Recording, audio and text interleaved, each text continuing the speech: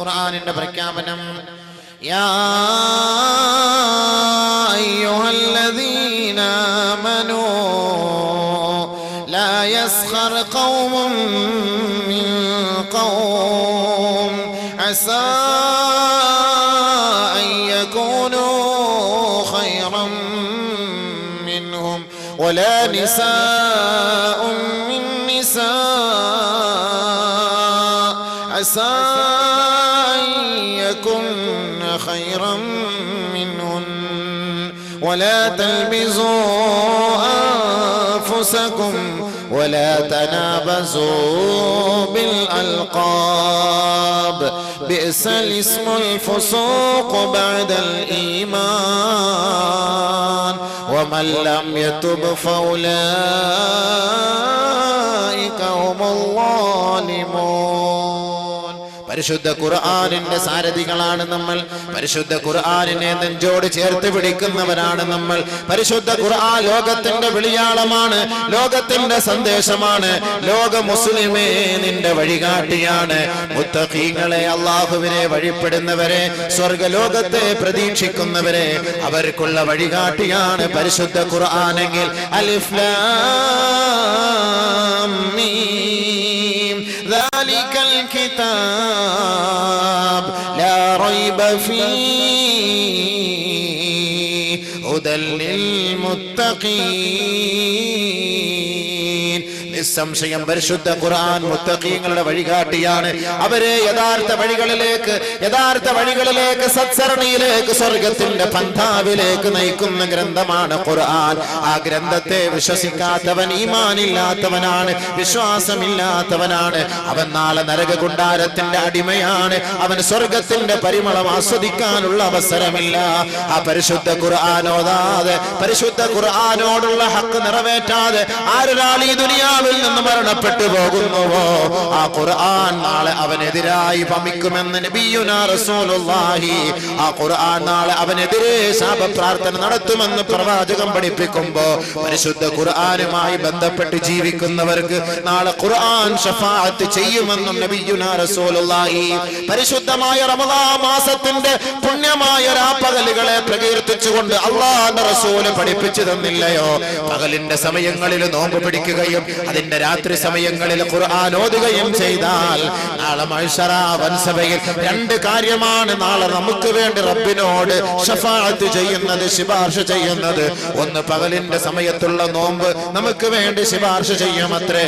രണ്ട്, പാതിരാ സമയത്ത് ഉറക്കമിളിച്ചുകൊണ്ട് ഖുർആൻ പാരായണം നടത്തിയാൽ ആ ഖുർആൻ നമുക്ക് വേണ്ടി ശുപാർശ ചെയ്യുമെന്ന് നബിയുനാ റസൂലുള്ളാഹി.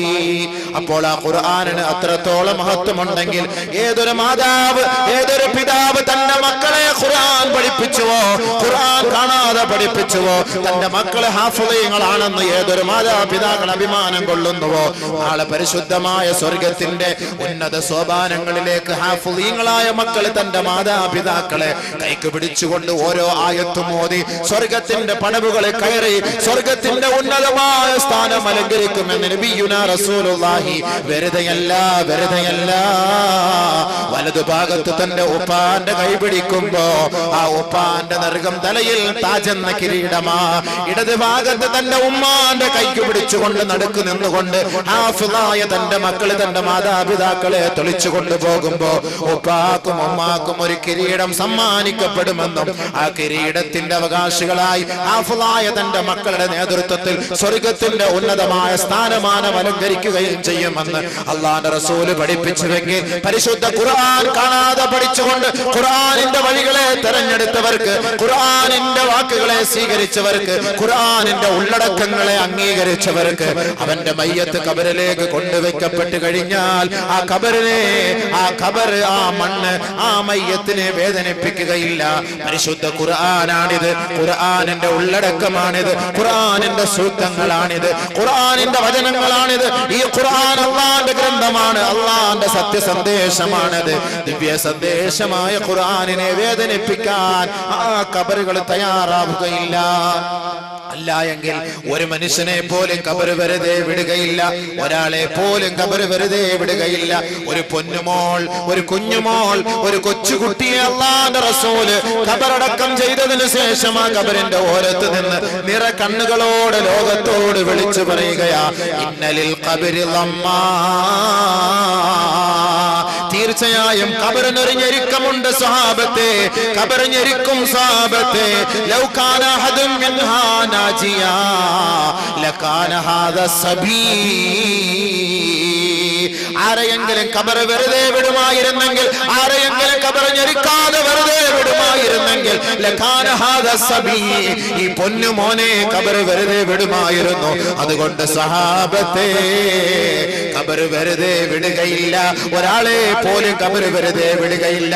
ആ സാഹചര്യത്തിൽ പരിശുദ്ധ ഖുർആൻ ആരൊരാൾ മനപ്പാഠം ചെയ്തുകൊണ്ട് ആ ഖുർആനിന്റെ വഴികളെ സ്വീകരിച്ചുകൊണ്ട് ഈ ദുനിയാവിൽ ജീവിച്ചു മരിക്കുന്നുവോ, ആ വ്യക്തിയുടെ ഖബർ സ്ഥാനത്തിലേക്ക് ആ ശരീരത്തെ അടക്കം ചെയ്യപ്പെട്ട് കഴിഞ്ഞാൽ ആ ശരീരത്തെ മണ്ണ് ഒന്നും ചെയ്യുകയില്ല, ഖബർ ഒന്നും ചെയ്യുകയില്ല. കാരണം അത് അല്ലാഹുവിന്റെ ഖുർആന്റെ സന്ദേശങ്ങളാ. അതുകൊണ്ട് ഖുർആനിന് അത്രത്തോളം മഹത്വമുണ്ടെങ്കിൽ ആ പരിശുദ്ധ ഖുർആൻ പർവ്വതത്തിന്റെ മുകളിലേക്ക് ഇറക്കപ്പെട്ട് കഴിഞ്ഞാൽ പർവ്വതം തവിട് പൊടിയായി പോകുമെന്ന് പരിശുദ്ധ ഖുർആൻ പ്രഖ്യാപിക്കുകയാ. ലൗ അൻസൽനാ ഹാദൽ ഖുർആന അലാ ജബലിൻ ലറഅയ്ത ഖാശിഅൻ മുതസദ്ദിആ خاشعا متصدعا من خشية الله خاشعا متصدعا من خشية الله. പരിശുദ്ധ ഖുർആനിന്റെ ആയത്തുകളെങ്ങാനും പർവ്വത സാനുക്കളുടെ മുകളിലേക്ക് ഇറക്കപ്പെട്ട് കഴിഞ്ഞാൽ പരിശുദ്ധ ഖുർആനിനോടുള്ള ഭവ്യത ഓർത്തുകൊണ്ട്, പരിശുദ്ധ ഖുർആനിനോടുള്ള ഹക്ക് ഓർത്തുകൊണ്ട്, പരിശുദ്ധ ഖുർആനിനോടുള്ള ബാധ്യതകളെ തനിക്ക് നിറവേറ്റാൻ കഴിയാതെ വന്നുകൊണ്ട് ആ പർവ്വതങ്ങൾ പോലും തകർന്ന് തരിപ്പണമാകുമെന്ന് ഖുർആൻ പ്രഖ്യാപിക്കുമ്പോ ആ പരിശുദ്ധ ഖുർആനിന്റെ മഹത്വം മനസ്സിലാക്കണമേ മാനവലോകമേ. ആ ഖുർആന് കളിയല്ല, ഖുർആന് ചിരിയല്ല, ഖുർആന് തമാശയല്ല, ഖുർആന് രസമല്ല, വഴികാട്ടിയാണ്, സ്വർഗത്തിലേക്കുള്ള പാതയാണ്, നരകത്തിന്റെ രക്ഷാകവാടമാണ്. സ്വർഗത്തിലേക്കുള്ള പാതയാണ്, നരകത്തിന്റെ മറയാണ് ഖുർആൻ. ആ ഖുർആനാണ് ലോകത്തോട് പ്രഖ്യാപിക്കുന്നത്, വിശ്വാസികളെ, യാ അയ്യുഹല്ലദീന ആമനൂ, ഏ സത്യവിശ്വാസികളെ, ലാ യസ്ഖർ ഖൗമും മിൻ ഖൗം, ഒരു സമുദായവും അടുത്ത സമുദായത്തെ ആക്ഷേപിക്കല്ലേ, പരിഹസിക്കല്ലേ, കളിയാക്കല്ലേ, നിന്ദിക്കരുതേ. ഹബീബായ റസൂലുള്ളാഹി തങ്ങളെ വേദനിപ്പിച്ചവരാണല്ലോ മക്കക്കാരായ കുഫാറുകൾ. തായിഫിന്റെ തെരുവോരങ്ങളിൽ അല്ലാഹുവിന്റെ റസൂല് പോയപ്പോ പരിശുദ്ധ പ്രവാചകൻ ഒരു തുള്ളി വെള്ളം പോലും കൊടുക്കാതെ അല്ലാഹുവിന്റെ റസൂലിനെ വേദനിപ്പിച്ച ധിക്കാരി വർഗം ഹബീബായ തങ്ങളുടെ മുബാറക്കായ ശരീരത്തിലേക്ക് കല്ലുകൾ വലിച്ചെറിഞ്ഞില്ലേ? അല്ലാഹുവിന്റെ റസൂലിന്റെ ശരീരത്തിൽ നിന്ന് രക്തം ധാരധാരയായി ഒഴുകുമ്പോ തായിഫിന്റെ മണ്ണിലെങ്ങാനും ഹബീബായ തങ്ങളുടെ മുബാറക്കായ രക്തം വീണുപോയാൽ തായിഫിനെ അല്ലാഹു തആല തകിടം മറിക്കുമെന്നതിൽ രണ്ടർത്ഥമില്ല, സംശയമില്ല.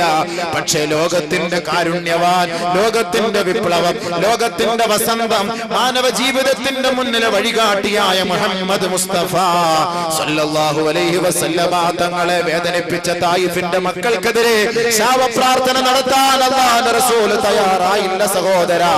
അല്ലാഹുവിന്റെ റസൂലിന്റെ ശരീരത്തിൽ നിന്ന് നിർഗളിക്കുന്ന രക്തത്തിന്റെ തുള്ളി ഹബീബായ തങ്ങൾ ഒരു തുണി കൊണ്ട് തുടച്ചു മാറ്റുകയാ. ബഹുമാനപ്പെട്ട സ്വഹാബത്ത് പറഞ്ഞില്ലേ, ലൗ ലഅൻതഹും യാ റസൂലല്ലാഹ്, നബിയെ അങ്ങേ വേദനിപ്പിച്ചവരാണിവർ, അങ്ങയെ വേദനിപ്പിച്ചവരാണിവർ, അങ്ങയെ പീഡിപ്പിച്ചവരാണിവർ, അങ്ങയുടെ മുതുകത്ത് ചവിട്ടിയവരാണിവർ, അങ്ങയുടെ മുഖത്തടിച്ചവരാണിവർ, അങ്ങയുടെ പല്ലടി വലിച്ചു കൊഴിച്ചവരാണ്, അങ്ങേക്ക് ദാഹജലം പോലും തരാതെ ഉപരോധം ഏർപ്പെടുത്തിയവരാണ്. ലൗലാ അൻതഹും യാ റസൂലല്ലാഹ്, അവരെ ശപിക്കൂ നബിയേ, അവരെ ശപിക്കൂ നബിയേ, ശാപപ്രാർത്ഥന നടത്തൂ നബിയേ, അവരെ ആക്ഷേപിക്കൂ നബിയേ, അവരെ അധിക്ഷേപിക്കൂ നബിയേ. അല്ലാഹുവിന്റെ റസൂലിനോട് സഹാബത്ത് പറഞ്ഞപ്പോ മാ ബുഇസ്തു ലആനാ ഇന്നമാ ബുഇസ്തു റഹ്മതൻ, ലോകത്തിന്റെ കാരുണ്യവാനായ മുത്ത് മുഹമ്മദ് മുസ്തഫ, സത്യത്തിന്റെയും അസത്യത്തിന്റെയും ഗുരുനാഥരായ മുഹമ്മദ് മുസ്തഫ, ജിബ്രീലിന്റെ സതീർത്ഥ്യനായ മുഹമ്മദ് മുസ്തഫ, മാലാഖമാരുടെ ആനന്ദമായ മുഹമ്മദ് മുസ്തഫ. പരിശുദ്ധ പ്രവാചകൻ ലോകത്തോട് പറഞ്ഞ വാക്കെന്താണ്? ഞാൻ ആരെയും ശപിക്കാൻ വേണ്ടി നിയോഗിക്കപ്പെട്ടവനല്ല, ആരെയും ആക്ഷേപിക്കാൻ വേണ്ടി നിയോഗിക്കപ്പെട്ടവനല്ല, ആരെയും പരിഹസിക്കാൻ വേണ്ടി നിയോഗിക്കപ്പെട്ടവനല്ല, ആരെയും നിന്ദിക്കുന്നതിന് വേണ്ടി നിയോഗിക്കപ്പെട്ടവനല്ല. ഇന്നമാ ബുഇസ്തു റഹ്മതൻ ലിൽ ആലമീൻ, ലോകങ്ങളുടെ മുഴുവനും രക്ഷയും, ലോകങ്ങളുടെ മുഴുവനും സത്യവും, ലോകങ്ങളുടെ മുഴുവനും ഉദാരതയും, ലോകങ്ങളുടെ മുഴുവനും കാരുണ്യവും, ലോകങ്ങളുടെ മുഴുവനും വസന്തവും, ലോകങ്ങളുടെ ഐക്യവും, ലോകങ്ങളുടെ സാഹോദര്യവും, ലോകങ്ങളുടെ സഹിഷ്ണുതയുമാണ് ഞാനെന്ന് ഹബീബായ റസൂലുള്ളാഹി തങ്ങൾ പരിശുദ്ധമായ ഹിജാസിന്റെ മണ്ണിൽ വെച്ച് പറഞ്ഞെങ്കിൽ ആ നബി തങ്ങളുടെ നാവിലൂടെ നമുക്ക് അല്ലാഹു അറിയിച്ചു തന്ന ഖുർആനിലൂടെയാ പറയുന്നത്. ലാ യസ്ഖർ ഖൗമും മിൻ ഖൗം, ഒരാൾ മറ്റൊരാളെ ആക്ഷേപിക്കരുത്, അധിക്ഷേപിക്കരുത്, കളിയാക്കരുത്, പരിഹസിക്കരുത്.